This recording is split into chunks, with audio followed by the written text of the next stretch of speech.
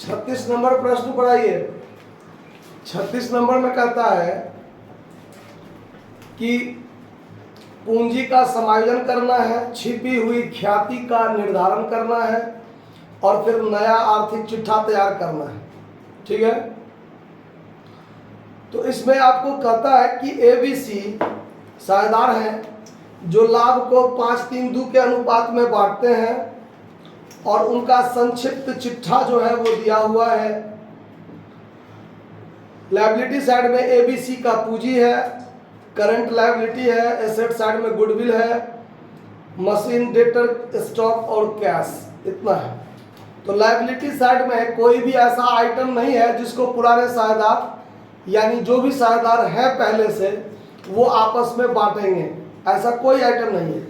लेकिन balance sheet के asset side में गुडविल जो है उसको सभी साझेदार पुराने अनुपात में क्या कर लेंगे, बांट लेंगे, जो बच्चे हैं वो भी, जो रिटायर्ड हो गए हैं वो भी। सी ने 1/4/2022 को अवकाश ग्रहण किया और यह सहमति हुई है कि मशीन को 4,80,000 पर मूल्यांकित किया जाए। संपत्ति, अब बी पॉइंट थोड़ा दिमाग लगाने वाला आपको है कि संपत्ति व दायित्वों के पुनर्मूल्यांकन तथा संचित लाभ या हानि इत्यादि को ध्यान में रखते हुए ध्यान में रखने के पश्चात सी का हित 1,88,000 किया गया। संपत्ति दायित्वों का पुनर्मूल्यांकन एवं संचित पर लाभ हानि इत्यादि को ध्यान में रखते हुए, ध्यान में रखने के पश्चात सी का हित 1,88,000 हुआ। इसको थोड़ा गौर से समझना पड़ेगा ये पॉइंट को, क्योंकि इसमें जो सी रिटायर्ड हुआ है उसके हिस्सा का ख्याति कितना ये आपको क्लियर नहीं है, ये आपको क्लियर करना है। तो उसका टोटल जो 1,80,000 हुआ है उसमें किस किस बातों को ध्यान में रखा गया है ये बात आपको देखना है। तो ध्यान में रखा गया है कि पुनर्मूल्यांकन का लाभ और संचित लाभ या हानि को ध्यान में रखने के पश्चात सी का 1,88,000। तो इसका मतलब हुआ कि उसको ध्यान में क्या सब नहीं रखा गया है, तो उसको ध्यान में नहीं रखा गया है, उसका पूंजी रख लिया गया तब हुआ है और उसका रिवैल्यूएशन में जो लाभ हानि है वो हो गया है। ठीक है, तो अब जब इसका पूंजी खाता खोलेंगे तब क्लियर हो जाएगा कि उसका वास्तव में कितना हिस्सा बनता है और 1,88,000 उसको दिया जा रहा है। तो अंतर की राशि जो होगा उसके हिस्सा का ख्याति होगा, जितना उसका बनना चाहिए, जितना उसका पूंजी, रिवैल्यूएशन में प्रॉफिट, गुडविल में हिस्सा काटने के बाद कोई भी रिजर्व या है या संचित लाभ है उसको बांटने के बाद, उसको करने के बाद उसको 1,88,000 दिया जाना चाहिए, सवाल कहता है। लेकिन हम देखेंगे कि उसका वास्तव में बनता कितना है। अगर उसका बना कम और उसको दिया जा रहा है ज़्यादा तो अंतर की राशि क्या होगा, उसके हिस्सा का गुडविल होगा। तो यह देखने के लिए हम क्या करेंगे, सबसे पहले retiring partners capital account, partners capital account,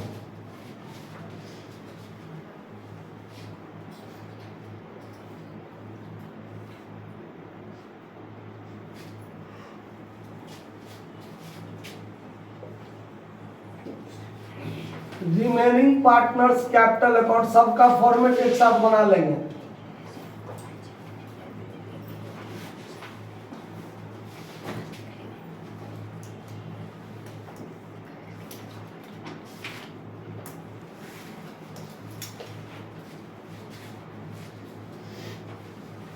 साझेदार कौन सा है इसमें, ABC। रिटायर्ड कौन किया है, C। तो ये है आपका C DRCR, ये पार्टिकुलर AB, पार्टिकुलर AB। उसके बाद आपको रिवैल्यूएशन अकाउंट भी बनाना है, रिवैल्यूएशन अकाउंट।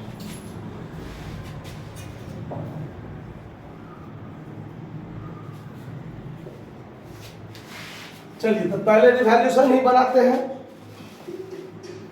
मशीन को 4,80,000 पर मूल्यांकित किया गया है, ठीक है। तो मशीन को 4,80,000 पर, ठीक है। मशीन था कितना का वो देखिए 3,60,000 का, तो 1,20,000 ज्यादा हो गया ना, है।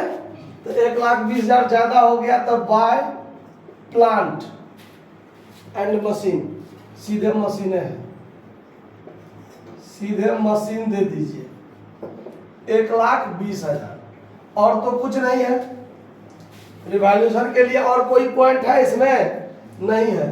तो ये जो 1,20,000 हुआ, 1,20,000 हुआ, तो यहां पर to all partners capital account, all partners capital account profit A B C, तीनों आदमी आपस में बांटेगा। कितना कितना होगा? 5 3 2 में, तो 5 3 2 में हो गया, तो ये 60,000, ये 36,000 और ये 24,000, इतना ही होगा। उसके बाद अब पार्टनर्स कैपिटल खोलेंगे, तो ए बी सी का जो खोलेंगे तो यहां पर देंगे बैलेंस बी डी। तो ए और बी का कितना है? 2,80,000, 2 लाख, 2,80,000, 2 लाख, और सी का दिया हुआ है 1,20,000। सी जो रिटायर किया उसका बाय बैलेंस बी डी 1,20,000। अब देखिए यहां पर रिवैल्यूएशन का प्रॉफिट जो है बाय रिवैल्यूएशन अकाउंट 24,000 है इसका, और इस दोनों का है 60,000 36,000, 60,000 36,000 बाय रिवैल्यूएशन अकाउंट प्रॉफिट, ठीक है। उसके बाद बैलेंस शीट में एक आइटम है गुडविल, बैलेंस शीट में एक आइटम क्या है? गुडविल, वो है 80,000। तो 80,000 है, तो तीनों साझेदार आपस में बांटेगा टू गुडविल। 80,000 को 5 3 2 में बांटेंगे तो 40,000, 8 या 24,000, और ये हो जाएगा इसका हिस्सा 16,000, ठीक है। कोई दिक्कत? अब देखिए, अब सवाल में कहता है, अब सवाल में पॉइंट नंबर बी पर ध्यान दीजिए। पॉइंट नंबर बी पर क्या कहता है कि उसका पूंजी सहित रिवैल्यूएशन में प्रॉफिट और संचित लाभ हानि, इस सब को ध्यान में रखने के पश्चात उसको 1,88,000 दिया जाने के लिए तय हुआ है। उसको 1,88,000 दिया जाएगा। अब अगर देखा जाए तो 1,20,000 और 24, 1,24,000, 44,000 हुआ, उसमें से 16,000 इसका कट जाना चाहिए। 16,000 क्या होना चाहिए? कट जाना चाहिए। तो उसको कितना मिलना चाहिए? 1,28,000 में मिलना चाहिए। उसको कितना मिलना चाहिए? 1,28,000 मिलना चाहिए। लेकिन उसको दिया कितना जा रहा है? 1,88,000। तो 1,28,000 मिलना चाहिए और मिल रहा है 1,88,000। तो उसके हिस्सा का गुडविल कितना हो जाएगा? 60,000। यानी उसको 1,28,000 मिलना चाहिए, और जबकि उसको इसमें गुडविल का काम तो नहीं हुआ है। गुडविल का काम नहीं ना हुआ है, वही है गुप्त ख्याति। सवाल में पहले भी कहा गया है कि सारा बात को ध्यान में रखने के पश्चात उसको 1,88,000 देने के लिए तय किया गया है। तो अगर देखा जाए, सवाल में गुडविल का कहीं जिक्र नहीं है, लेकिन उसका बनता है 1,28,000 और उसको दिया जा रहा है 1,88,000, तो इसका मतलब 60,000 उसको एक्स्ट्रा मिल रहा है। तो ये 60,000 क्या होगा? उसके हिस्सा का ख्याति होगा, उसके हिस्सा का ख्याति होगा। तो अब ये चीज को ध्यान में रखने के लिए हम लोग एक वर्किंग नोट करेंगे।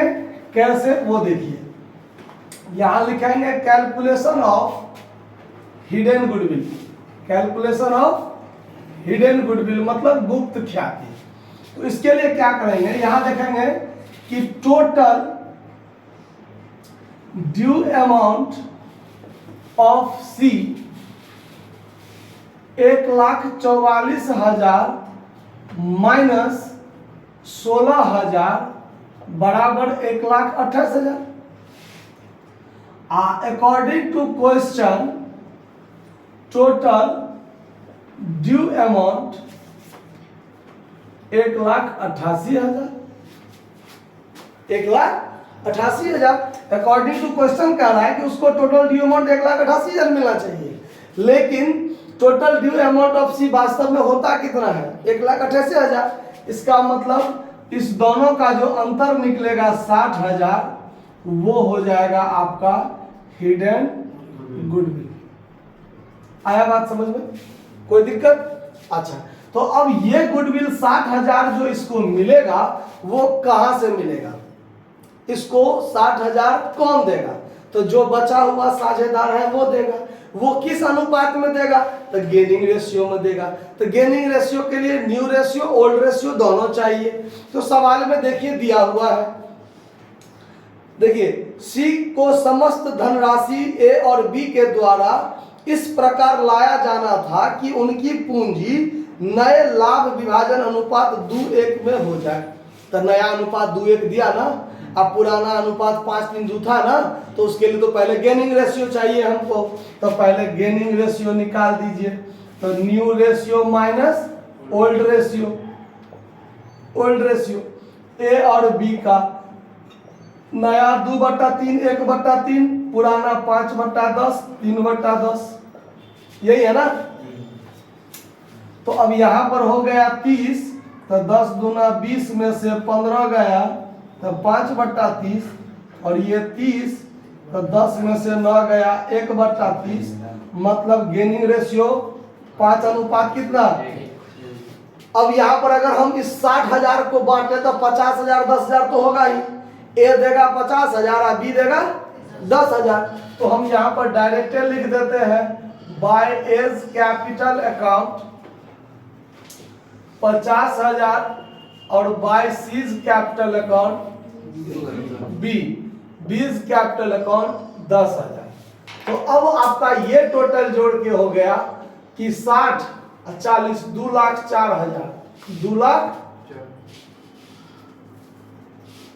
2,04,000, तो 2,04,000 और इसमें से 16,000 यदि घट जाए तो बचेगा 1,88,000, और ये 1,88,000 उसको नगद में दिया जाएगा। देख लीजिए सवाल में स्पष्ट क्लियर है कि सी को दे समस्त धनराशि ए और बी के द्वारा इस प्रकार लाया जाना है, यानी सी को देने के लिए, सी को देने के लिए। और लास्ट पॉइंट ये भी कहता है कि फर्म में न्यूनतम शेष के रूप में 17,000 शेष रखने भी है, यानी व्यवसाय में 17,000 शेष रहेगा भी, और ए और बी लाएगा भी, और सी को पूरा पूरा पेमेंट हो भी जाएगा।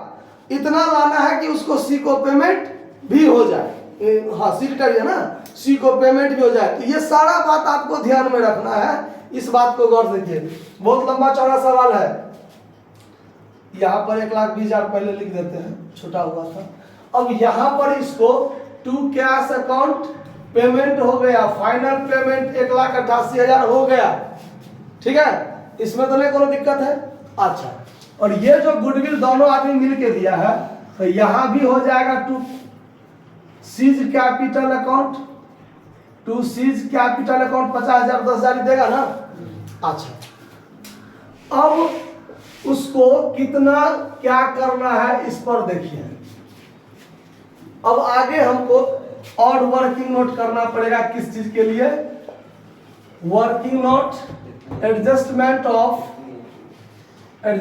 ऑफ कैपिटल के लिए, कैपिटल, ठीक है। अब देखिए, अब ये चीज जो हो गया ये साझेदार का, अब इसको अगर जोड़ के देखा जाए तो ये कितना हो गया? 3,40,000।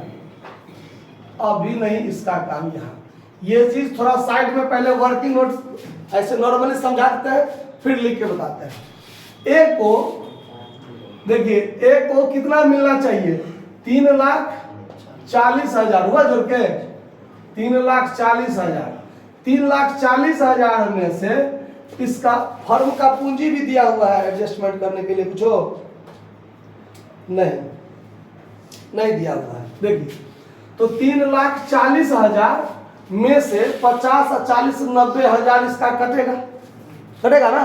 तो 50, 40, 90,000 इसका कट जाएगा। तो इसका की पूंजी कितना बचेगा, इसका पूंजी कितना बचेगा, 2,30,000, 2,50,000। एक का पूंजी कितना बचेगा, 2,50,000, ठीक। और बी का देखिए, बी का 2,36,000, 2,36,000 में से 34,000 इसका कट जाएगा, तो कितना बचेगा, 2,04,000, 2,04,000 कितना हुआ, 3,34,000 है ना ये। अच्छा अच्छा, 2,02,000। अब देखिए, अगर हम देखें तो ए का पूंजी इतना बचता है, बी का पूंजी 2,02,000 बचता है, और 1,88,000 ये भाई साहब को देना भी है। अब व्यवसाय में 17,000 रखना भी है, सारे पहलुओं को ध्यान में रखा जाएगा। तो उसके लिए व्यवसाय में कितना, 24,000 रुपया है पहले से। अब इसके लिए पहले आपको कैश अकाउंट बना लेना है, तब ये चीज, थोड़ा जगह का तो अभाव होगा ही। चलिए पहले कैश अकाउंट बना लेते हैं। Cash account, DRCR। सबसे पहले आपको टू बैलेंस BD कितना है सवाल में, 24,000, 2,40,000 लिखा गया। चलिए 24,000 है पहले से। अच्छा,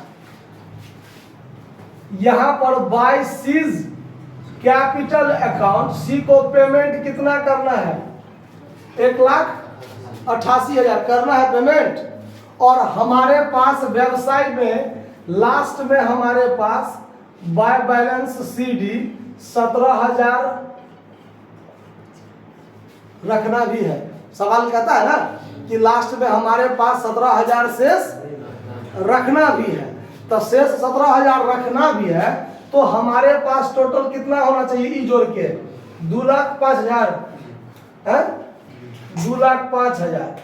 और 2,05,000 में 2,05,000 में 24,000 ही पहले से था, तो 2,05,000 में से हमारे पास 24,000 ही पहले से था। इसका मतलब हमको 1,81,000 to remaining partners capital account लाना भी पड़ेगा कि नहीं लाना पड़ेगा। ये 1,81,000 लाना पड़ेगा किसको, तो जो बचा साझेदार है वो 1,81,000 लाएगा। लेकिन ए कितना लाएगा और बी कितना लाएगा ये अभी हमको पता नहीं, ठीक है। कितना लाना पड़ेगा उसके लिए अब अलग वर्किंग नोट देखिए। अब यहां पर ध्यान दीजिए, अब क्या है कि अगर हम यहां देखा जाए, अगर यहां देखा जाए तो अभी तक के हिसाब से ए का पूंजी 2,50,000 CD बचता है और बी का पूंजी 2,02,000 CD बचता है। अब नया साझेदार जो लाएगा वो तो उसको तो लाना है, वो लाना है किस लिए, उसको 1,81,000 लाना पड़ेगा। 1,81,000 क्या करना पड़ेगा, लाना पड़ेगा। तो कौन कितना लाएगा इसका निर्धारण अभी नहीं हो पाएगा, किस लिए।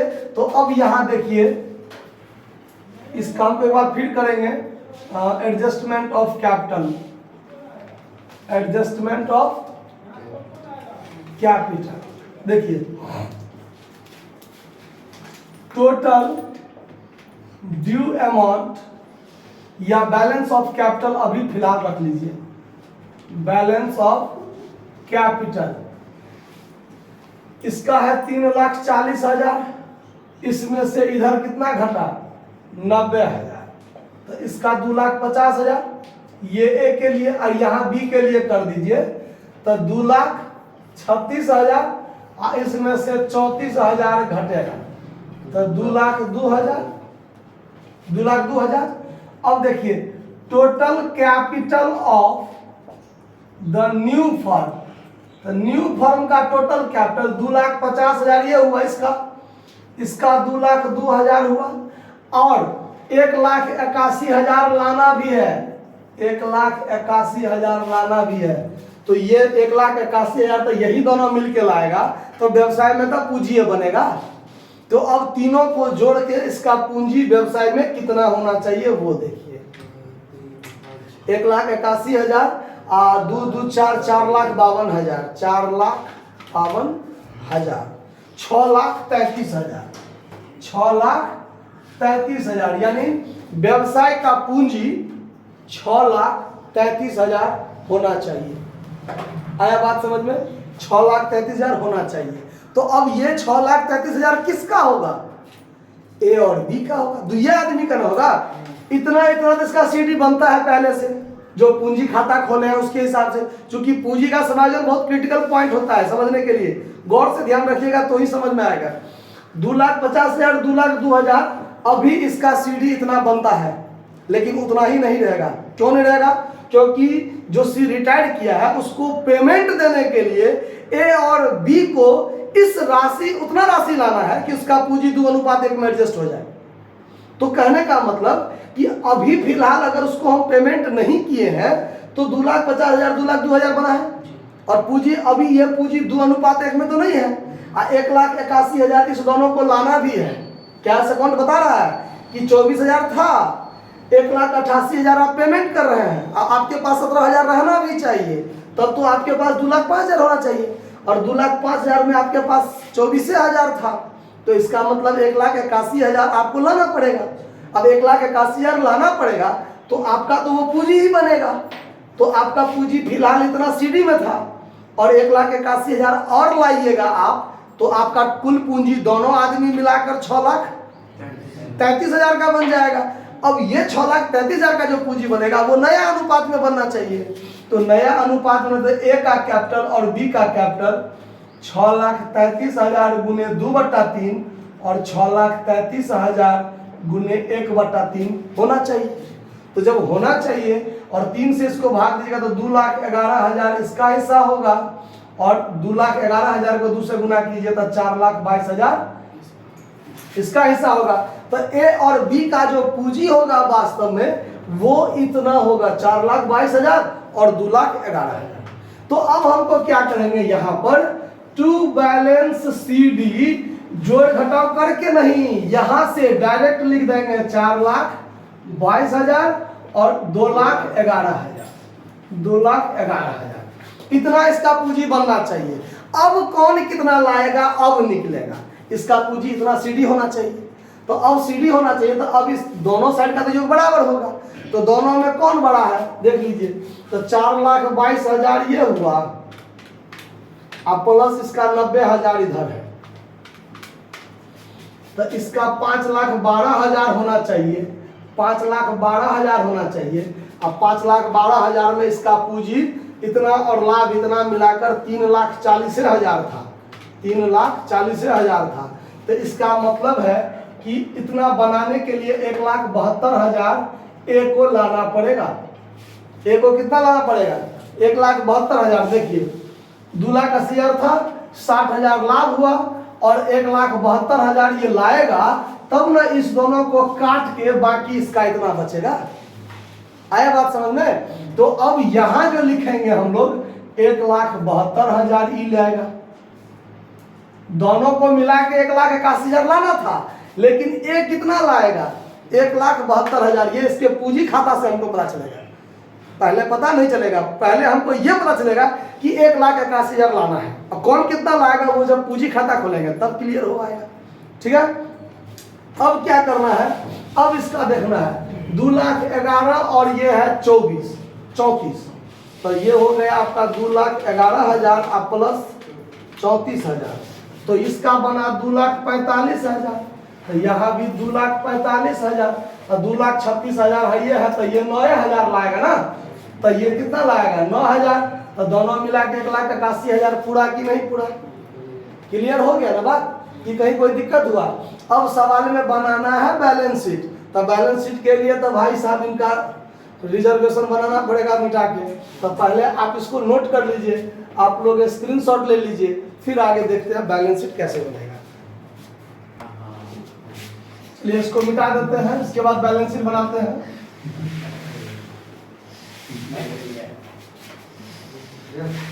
देखिए सवाल जो है क्रिटिकल सवाल है, तो इसमें पूरा दिमाग लगाना पड़ेगा, ठीक है। अब देखिए, अब यहाँ बैलेंस शीट बनाना है। अब बैलेंस शीट कैसे क्या बनेगा देखिए,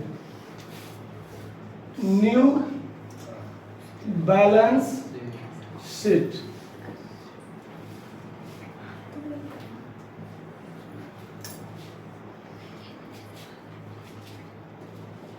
liability side amount, assets amount. Liability side में देखिए आपके पास जो पहले से बैलेंस शीट था उसमें कैपिटल में ABC तीनों था, लेकिन अब सिर्फ किसका किसका होगा, A और B का। 4,22,000, 2,11,000 ये होगा।